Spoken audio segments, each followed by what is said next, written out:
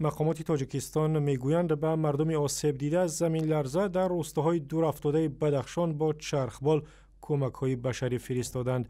10 نفر از ساکنان روستاهای وادی برتنگ در ناحیه روشان که بر اثر زمین لرزه به سرپناه ماندند به مواد غذایی و داروواری محتاجند.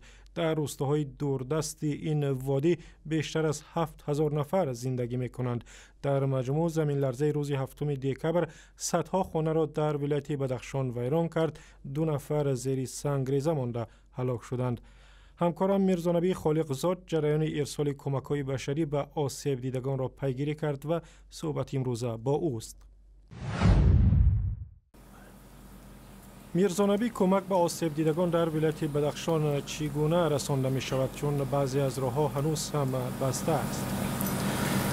تشکر طاهر. صبح امروز مقامات حکومت تاجیکستان 11 دکبر با مساعد شدن هوا البته توانستند یک چرخبال حامل مواد مورد نیاز مردم که عبارت از شکر و روغن و آرد و برنج و دیگر مواد مورد نیاز مردم را از مرکز ناحیه روشان به محل آفت زده از زمین لرزه 7 دکبر و جماعت برتنگ و بدهات این ناحیه این جماعت برسانند و در بازگشت در این چرخبال حدود 25 نفر از آسیب دیده ها و با شمول افراد زخم برداشته ها به مرکز ناحیه آورده شد و یگانه راهی که امروز امکان پذیر از مرکز روشان به اسخارق به منطقه های ضرر دیده است تنها راه هوایی است که تنها با واسطه چرخبال های وزارت مدافع امکان پذیر است که اون هم با مساعد شدن هوا کمک ها را به مردم میرسانند و از آن طرف مردم آسیب دیده را به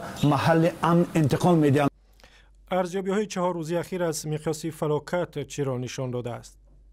طوری که حکومت ولایت بدخشان خبر میدهد بیش از 200 خانواده تقریبا کاملا بدون منزل زیست ماند و بیش از 200 خانواده دیگر یا منزل های زیست قسما تخریب شدند و باید بگم که دیروز تحت رهبری عظیم ابراهیموف معاون نخست وزیر تاجیکستان یک گروه دیگری حکومت تاجیکستان به برتنگ رسیده بود و البته آنها برنامه‌های عملی را روی دست گرفتند که چگونه و با چرا هرچی بیشتر و زودتر به مردم نیازمند آسیب دیده کمک برسانند و اونهایی که در اونجا امکان اصلا زندگی ندارند آنها را از این منطقه به منطقه های امن‌تر انتقال دهند.